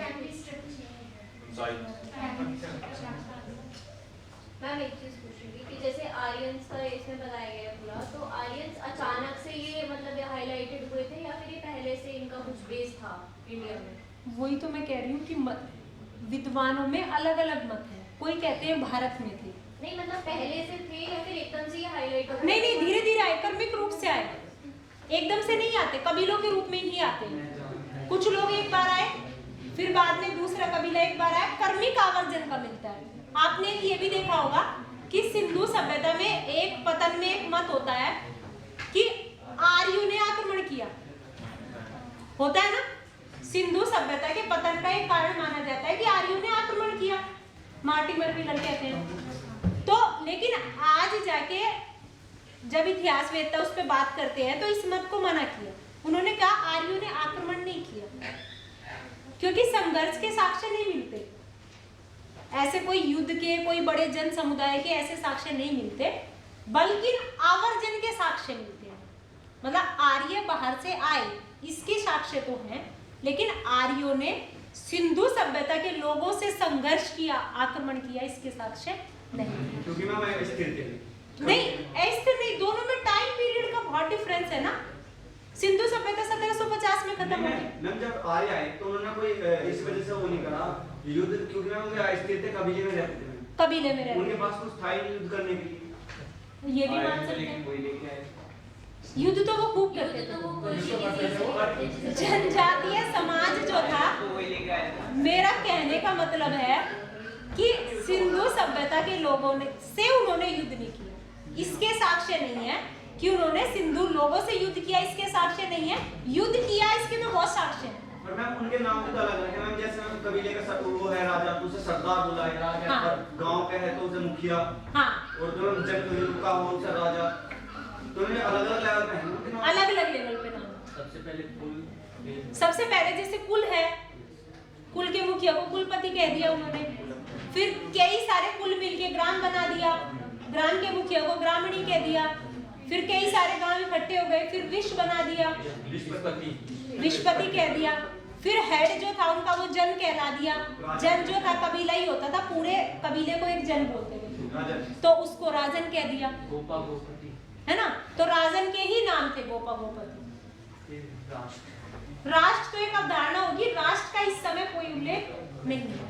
मैम कोई नेशनल सिंबल भी होगा उनका? नहीं, तब तो नेशनलाइजेशन को नेशनलाइजेशन की अवधारणा ही नहीं थी, तो उनका नेशनल जैसे हम कोई वो पशु नहीं, मान लिया ऐसा कुछ नहीं था।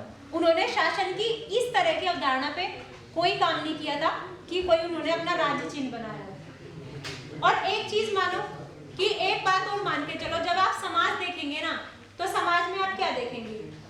परिवार कैसे है? संयुक्त है, अलग है? तो इनका परिवार कैसा था? संयुक्त।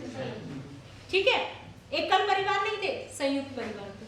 फिर आप देखेंगे कि विवाह कैसे होते थे, तो विवाह संस्था कायम थी। इस समय विवाह होते थे। विवाह में विवाह का वर्णन मिलता है, वर वधू का वर्णन मिलता है। उसके अलावा उत्तर वैदिक काल में जाके तो बिल्कुल स्पष्ट रूप से 8 प्रकार के विवाह मिलते हैं। आर्य सम्मति और हाँ, पितरात्मक सरकार। ये चीज आप इस चीज से डिनोमिनेट करेंगे कि जो सिंधु सभ्यता थी वो मातृसत्तात्मक थी। अंतर कर लो, ये पितृसत्तात्मक थी। यहाँ क्या होता था? परिवार का मुखिया पिता होता था, बड़ा भाई होता था। उत्तराधिकार भी किसको मिलता था? पुत्र को मिलता था। मैम क्या मतलब लेडीज को अपॉर्चुनिटी दी जाती थी इसमें कि वो पशुपालन कर सके? हाँ, पशुपालन कर सके, वेद पढ़ सके, पशुपालन कर सके, शिक्षा कर सके। मतलब माता के रूप में, एक स्त्री के रूप में उसको सम्मान था। बस एक अधिकार स्त्री को इस समय नहीं था, वो था संपत्ति का अधिकार। और राजा बनने का? राजा शासन प्रशासन में तो भाग लेती थी। राजा के साक्ष्य तो नहीं है, लेकिन सभा समिति में शासन प्रशासन में भाग लेती थी। राजा की रानी तो कैसी होती है? मतलब जो आप ये बोलेंगे ना, क्या पूजा पाठ में भाग लेती थी, यज्ञ में आहुति देती थी, शासन प्रशासन में भी भाग लेती थी, धार्मिक अनुष्ठानों में भाग लेती थी, शिक्षा का अधिकार भी था, इवन उपनयन संस्कार भी होता था लड़कियों का, लेकिन संपत्ति का अधिकार नहीं। और नाम है इसमें बहुत वो बरसाती क्या नाम है उसका? क्या हाँ गाइड आप नहीं समझ रहे हो? देखो एक चीज समझो, पहले शांत हो जाइए। मैम उपनयन को इंग्लिश में क्या कहते हैं? अपने मतलब स्वयं से विवाह करने की इच्छा। विवाह करने की नहीं, पढ़ाई का संस्कार होता है। जब ये तो उत्तर वैदिक काल में कर दिया था। देखो उपनयन संस्कार क्या होता है? उपनयन को इंग्लिश में भी उपनयन ही लिखा गया है। उपनयन संस्कार में ये होता था कि जब आप विधिवत वेदों का अध्ययन शुरू करते हैं तो उससे पहले एक रिचुअल होता था, उसके लिए उपनयन संस्कार। तो यहाँ पे महिलाओं के भी उपनयन का अधिकार था। तो उसके बाद ही आप वेदों का, जैसे कि अगर साधु बन, वो साध्वी की प्रोसेस। साध्वी की प्रोसेस नहीं, सिर्फ एक शिक्षा ग्रहण करने का प्रोसेस, साध्वी का प्रोसेस नहीं।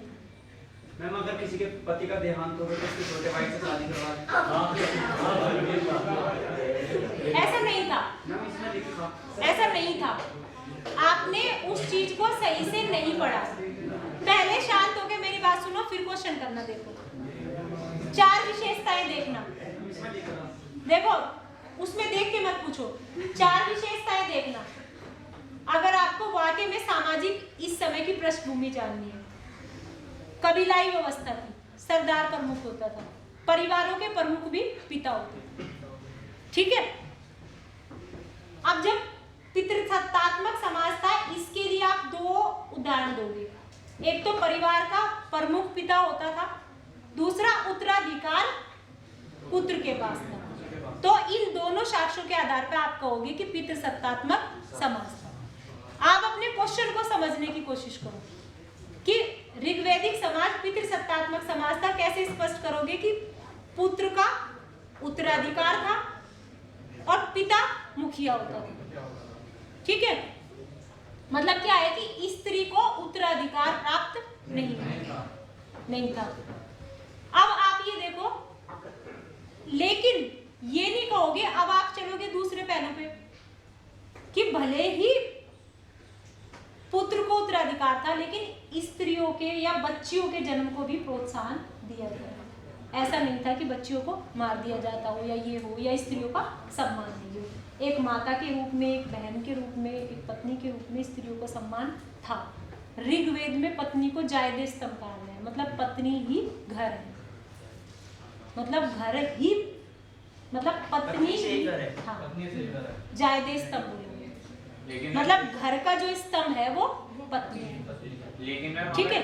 हड़प्पा से हम अगर कंपेयर करके चलते हैं तो हम ये कह सकते हैं ना कि ऋग्वेद से विमेंस की जो पोजीशन थी सोसाइटी में वो डिग्रेड होनी शुरू हो गई। ऋग्वेद से, यस।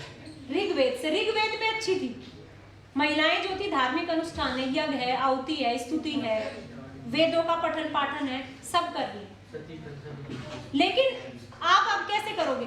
देखो जब भी आप स्त्रियों की दशा देखोगे ना तो दो चीजें देखो, उनको सुविधाएं क्या मिल रही हैं, आप क्वेश्चन को पढ़ने का वो जानो कि स्त्रियों के समाज देखोगे तो समाज में परिवार की प्रणाली देखोगे, फिर उस समाज में स्त्रियों की स्थिति क्या है वो देखोगे। स्त्रियों की स्थिति जब आप देखते हो तो आपको क्या देखना चाहिए कि उस समाज में स्त्रियों को सुविधाएं क्या मिलती है और उस समाज में जो बुराइयां हैं वो कहाँ तक। तो सुविधाएं आप क्या देखते हो कि भाई शासन प्रशासन में भागीदारी है, पढ़ाई लिखाई भी कर रही है, शिक्षा प्राप्ति का अधिकार भी है, उपनयन भी है, धार्मिक अनुष्ठानों में भागीदारी भी है, घर का मूल स्तंभ उसी को बोला गया। अगर आप बुराइयों में जाएंगे, बाल विवाह नहीं है, बाल विवाह का कोई साक्ष्य नहीं मिलता। भाई स्त्रियों की एक कुरीति क्या होती है, बाल विवाह, बाल विवाह नहीं है इस समय। अब आप क्या देखोगे कि पर्दा प्रथा भी नहीं है, सती प्रथा वो भी नहीं है। सती प्रथा नहीं है तो विधवा विवाह होगा, तो विधवा विवाह तो अच्छा ही है, बुराई तो नहीं है। विधवा विवाह हो रहा है, विधवा विवाह के साथ पुनर्विवाह के साक्ष्य भी है, तो पुनर्विवाह का अधिकार भी है। तो क्या हुआ, कुल मिला के हमने क्या देखा, स्त्रियों की स्थिति जो थी वो अच्छी। लेकिन अगर हम फिर भी कहें लेकिन संपत्ति का अधिकार स्त्रियों को नहीं। इस बात को याद रखना, कहीं ना कहीं क्वेश्चन में पूछ लिया जाएगा कि ऋग्वैदिक काल में स्त्रियों की दशा जो थी एक आदर्श थी। उस समय स्त्रियों को संपत्ति का अधिकार दिया गया था या स्त्री उत्तराधिकार की हकदार थी। तो इस चीज को आप मानना, उत्तराधिकार का नाम स्त्रियों पे लागू नहीं। मतलब जब आप पढ़ो ना तो उसके तर्क को जानने की कोशिश किया करो कि यहाँ से हमने क्या सीखा। अब आपने स्त्रियों की दशा सीखी, मैम ऋग्वैदिक काल और उत्तरवैदिक काल के बीच में बड़ा डिफरेंस लोहे का आता है। हाँ। वो तो आपने बताया ही नहीं वो मैं बता देती हूँ। ऐसी ये बात नहीं है। मैम उसी के कारण तो जीवन स्टेबल हुआ था, उसी के कारण महिलाओं की स्थिति समाज में घटी थी।